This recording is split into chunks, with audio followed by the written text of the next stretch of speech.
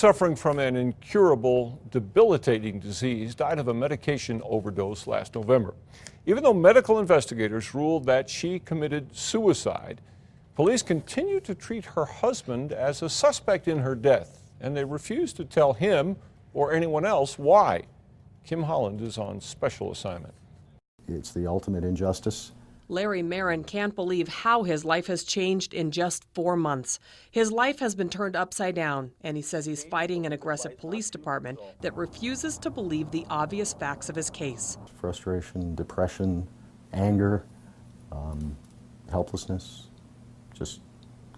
I feel totally beaten and kicked by the system. Larry and his wife Nancy were devoted to each other for 22 years. Examples of the couple's love fill their home. We had a great life, a great marriage. She was a wonderful woman. But last March, their life took a drastic turn. She was diagnosed with a very aggressive form of ALS, Lou Gehrig's disease. The disease stole Nancy's voice, her ability to eat, drink, and even swallow, but she could still type. This is one of her last notes to her husband. Don't shut down, my life is over, and you carry on. You deserve a good life. I take a part of you with me, and I leave a part of me with you. Nancy signed it. Somewhere along the way, we picked up the phrase, knew me, which was kind of just a term of endearment. The 55-year-old died the Tuesday before Thanksgiving last year. I came over, thought she might still be sleeping. I touched her arm. I felt it was cold. I saw the note on the pillow next to her, and the first couple of words were, "I know you'll be devastated," and that pretty much told me what happened.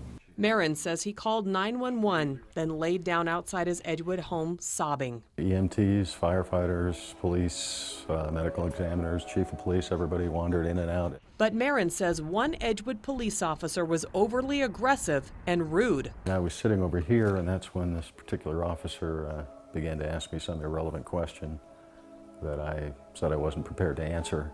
And that's right about here. She poked her finger in my chest and ordered me to cooperate.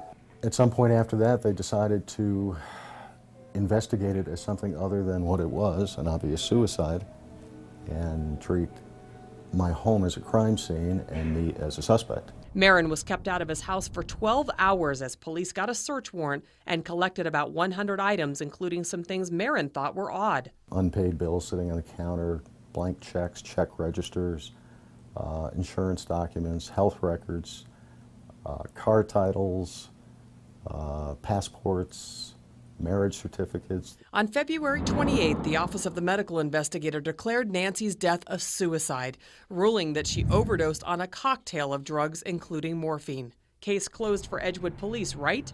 Wrong. Police still have Marin's stuff and plan to send the case to the district attorney. But there's more. 3 months after Nancy died, this case took another turn. Larry was locking his gate when a neighbor's car hit him. An officer suggested the family take out a restraining order against Larry. Why? You can see on the restraining order paperwork that the Edgewood police officer told the neighbor Marin is under suspicion for the death of his wife. This report was dated 1 day after the OMI ruled Helen's case a suicide. We wanted some answers from Edgewood police. Does it seem like the police department went a little too far in this case? Edgewood's town administrator wouldn't comment, saying it's a pending investigation. So we wanted to talk to the officer heading up the case. Is Officer Gonzalez in?